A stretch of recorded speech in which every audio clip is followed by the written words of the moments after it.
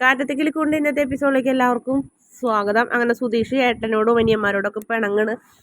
ഞാൻ തലവേദന എടുത്ത് കിടന്ന് അന്വേഷിച്ചില്ല, അങ്ങനെ ഇനി ഭക്ഷണം വേണമെന്ന് ചോദിച്ചില്ല. അപ്പോൾ സുധീഷ് നമ്മുടെ ഹരീഷ് പറയും, ഇത് ഈ വീട്ടിൽ പതിവൊന്നും അല്ലല്ലോ, പിന്നെ എന്താ പ്രത്യേകത, എന്നും എല്ലാവരും ഇങ്ങനെ തന്നെയാണ്. പിന്നെ ഞങ്ങളൊക്കെ കിടന്നാലും ഭക്ഷണം കഴിക്കാണ്ടൊക്കെ ആയാലും സുധീഷ് ഏട്ടൻ ചോദിക്കാറൊന്നുമില്ലല്ലോ. അതന്നെ എന്ന് പറയും ഹരീഷ്, സോറി നമ്മുടെ നികേഷ്. അതന്നെ ഞാൻ പനി പിടിച്ച് കിടന്നിട്ട് സുധീഷ് ഏട്ടനൊന്നും അന്വേഷിച്ച പോലില്ലല്ലോ എന്ന് പറയും. അപ്പോൾ സുഭാഷ് അത് ശരി വയ്ക്കും, ആ ശരിയെന്ന് പറയും. ഓ അങ്ങനെ ഞാനൊക്കെ ചോദിക്കാണ്ടൊക്കെ ഇരുന്നിട്ടുണ്ടാന്നൊക്കെ പറഞ്ഞ് സുധീഷ് ആകെ തപ്പിപ്പഴ പോലെ സംസാരിക്കുന്നത്. അത് ഇവിടെ ഒരുത്തൻ ലവ് പറയാൻ വേണ്ടി ഒരുത്തിനെ വിളിച്ച് ബീച്ചിലേക്ക് പോയിട്ട് എന്തായി ഏതായി ഒന്നും അന്വേഷിച്ചില്ല എന്ന് പറയുന്നു. അത് ചേട്ടൻ്റെ തലവേദന എന്ന് കേട്ടപ്പോൾ തന്നെ മനസ്സിലായി ഒന്നും പറഞ്ഞിട്ടില്ല എന്നുള്ള കാര്യമെന്ന് ഹരീഷ് പറയുന്നു. ഒന്നും നടന്നിട്ടുണ്ടാവില്ല എന്ന് ഞങ്ങൾക്കറിയാമെന്ന് പറയും. അല്ല പോയിട്ട് എന്തായി എന്ന് നികേഷ് ചോദിക്കും. നീ എങ്ങനെ അറിഞ്ഞു ഞാൻ പോയത്? ഇപ്പം തന്നെ സുധീഷ് ഏട്ടൻ പറഞ്ഞില്ലല്ലോ പറയാൻ ഏട്ടത്തിനെയും കൊണ്ട് പോയിന്ന്. മാത്രമല്ല സുഭാഷ് ഏട്ടനും പറഞ്ഞ്. എൻ്റെ സുഭാഷ് ഏട്ടൻ ഞാൻ രഹസ്യമായി പറഞ്ഞൊരു കാര്യം പിന്നെ പരസ്യമാക്കാൻ പറ്റുമെന്ന് ചോദിക്കും. അത് പോട്ടേടാ, നീ സംഭവിച്ച കാര്യങ്ങൾ പറയുന്നറിയാം. എന്ത് പറയാനാണ്, ഞാൻ പറയാൻ പോയ കാര്യങ്ങളൊക്കെ എന്നും എനിക്ക് എന്തെങ്കിലും ഒരു കുരിശ് എൻ്റെ തലയിൽ വന്ന് ചേരുന്നു പറയും. എന്താ ഉണ്ടായേ എന്ന് ചോദിക്കും. എൻ്റെ കൂടെ പഠിച്ച ആ കൂട്ടുകാരനില്ലേ, കോളേജിൽ പഠിച്ചൊരു സതീഷ്. ഏത് സതീഷ് എന്ന് ചോദിക്കും രണ്ടുപേരും.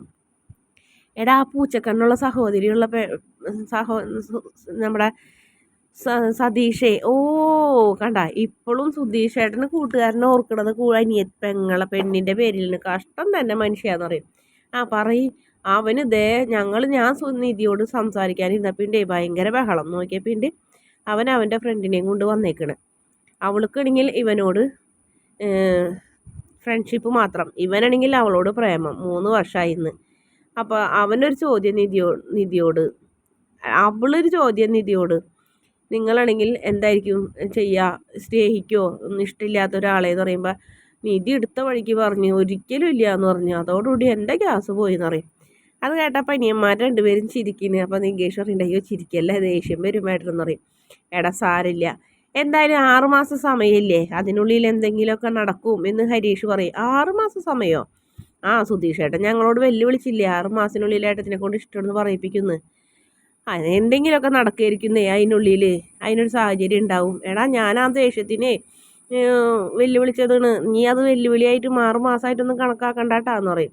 സുഭാഷ് പറയും, സാരമില്ലടാ, എന്തായാലും എന്തെങ്കിലും ദൈവം ഒരു വഴി കണ്ടിട്ടുണ്ടാവും, നീ വായും ചോറിന്നാന്ന് പറയും. എനിക്ക് വേണ്ടാന്ന് പറയും. വാ വിശക്കണില്ലേ നിനക്ക്?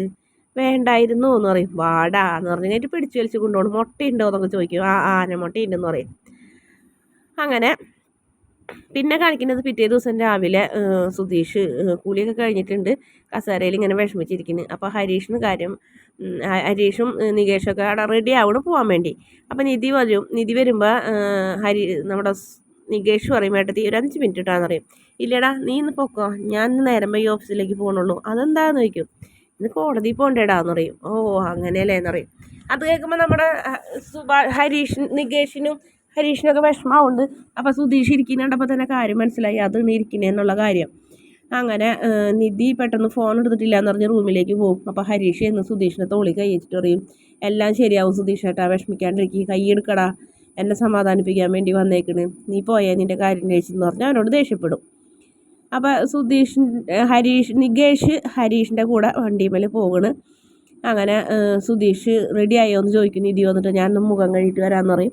അങ്ങനെ മുഖം കഴുകാൻ പോകും. അപ്പോൾ സുധീഷ് വിഷമത്തോടെ പോണത് സുഭാഷ് കാണും. അങ്ങനെ സുഭാഷ് നിധിയോട് പറയുന്നു, മോളെ ഇതൊക്കെ വേണോ, കോടതിയും കേസും, പിന്നല്ലാണ്ട് വേണ്ട ചേട്ടാ, ഇതല്ലാണ്ട് ഡിവോഴ്സ് നടക്കില്ലല്ലോ എന്ന് പറയും.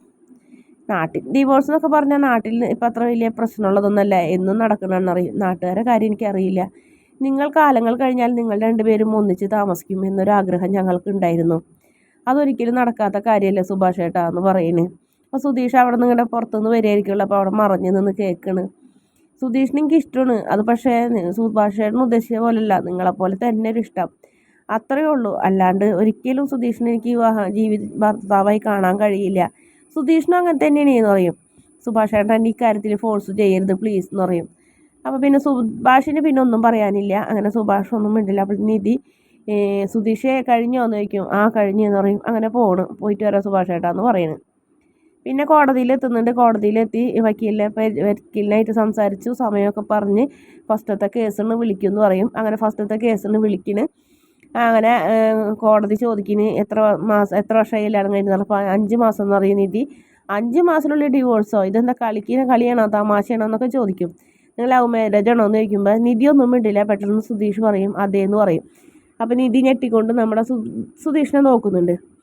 നിങ്ങൾക്കൊക്കെ തമാശയാണ്, എന്തായാലും ഒരു കാര്യം ചെയ്യും, കൗൺസിലറിനെ കണ്ടതിന് ശേഷം തീരുമാനിക്കാമെന്ന് പറയും. അങ്ങനെ വക്കീൽ കൗൺസിലറിൻ്റെ അടുത്ത് കൊണ്ടുപോകണം, കൗൺസിലറിനായിട്ട് സംസാരിക്കുന്നു.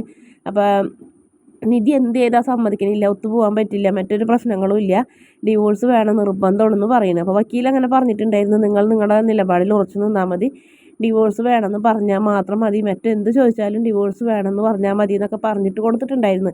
അതുകൊണ്ടാണ് നിധി അതേപോലെ തന്നെ പറയുന്നത്, എനിക്ക് ഡിവോഴ്സ് വേണം, വേറെ ഒന്നും പറയാനില്ല എന്ന് പറയുന്നത്. അങ്ങനെ നിധിയോട് പുറത്തിരിക്കാൻ പറഞ്ഞിട്ട് സുധീഷിനായിട്ട് സംസാരിക്കുമ്പോൾ സുധീഷ് പറയും, എനിക്കല്ല മാഡം അവൾക്കാണ് ആവശ്യം, എനിക്ക് ഡിവോഴ്സ് ആവശ്യമൊന്നുമില്ല, എനിക്ക് അവളെ ജീവനാണെന്ന് പറയും. എന്നാൽ പിന്നെ നിങ്ങൾക്ക് സംസാരിച്ചുകൂടെ എന്ന് പറയും. ഞാൻ ഇന്ന് വരെ അവൾക്കൊന്നും ചെയ്ത് കൊടുക്കാണ്ടിരുന്നിട്ടില്ല, എല്ലാം ചെയ്ത് കൊടുത്തിട്ടുള്ളൂ. ആ കൂട്ടത്തിൽ അവൾ ഡിവോഴ്സ് ചോദിച്ചു, അതും എനിക്ക് കൊടുക്കേണ്ടി വരുന്നു, അത്രേ ഉള്ളൂ എന്ന് പറയും. അങ്ങനെ നിധിനെ വീണ്ടും വിളിച്ചിരുത്തണം. നിധിനെ വിളിച്ചിരുത്തിയിട്ട് പറയുന്നത്, നിധി കുറച്ച് നാളും കൂടെ ഒന്ന് ആലോചിച്ചുകൂടെ, ഒന്നിച്ച് താമസിച്ചിട്ട്, നിങ്ങൾ ഡിവോഴ്സ് ആയാലും ഭയങ്കര പ്രശ്നം തന്നെ ആയിരിക്കും ഭാവിയിൽ, നിങ്ങൾ വിചാരിക്കുന്ന പോലെ അത് കഴിഞ്ഞാൽ നിങ്ങളുടെ ജീവിതം അത്ര സന്തോഷകരമാവുന്നില്ല എന്നൊക്കെ പറയും. ഇല്ല മാഡം, എനിക്ക് ഒരിക്കലും സുധീഷിൻ്റെ കൂടെ ഒന്നിച്ച് ജീവിക്കാൻ കഴിയില്ല, അങ്ങനെ ചിന്തിക്കാൻ കഴിയില്ല, പൊരുത്തപ്പെടാൻ കഴിയുന്നില്ല, അതുകൊണ്ട് എനിക്ക് ഡിവോഴ്സ് വേണമെന്ന് പറയുന്നു. അപ്പോൾ കൗൺസിലർ ലാസ്റ്റ് തോറ്റു തൊപ്പിയിട്ട പോലെ ആയിട്ട് സൈൻ ചെയ്തൊക്കെ കൊടുക്കണ്, ശരി എന്ന് പറയുന്നു. അതിനുശേഷം പിന്നെ കാണിക്കുന്നത് രണ്ടുപേരും കൂടെ റെസ്റ്റോറൻറ്റിലൊക്കെ ഇരുന്ന് കഴിഞ്ഞിട്ട് പഫ്സും ജ്യൂസൊക്കെ കഴിക്കല്. അപ്പോൾ സുധീഷ് വിവാഹം കഴിക്കുമ്പോൾ രണ്ടാം ബന്ധം എന്നൊരു പേര് വരും, സെക്കൻഡ് മാരേജ് എന്നും വരും, ഒരു നാണക്കേട് ഉണ്ടാവും, അത് ഞാൻ സഹിച്ചോളാം മേഡം എന്ന് സുധീഷ് പറയുന്നു ദേഷ്യത്തോടെ.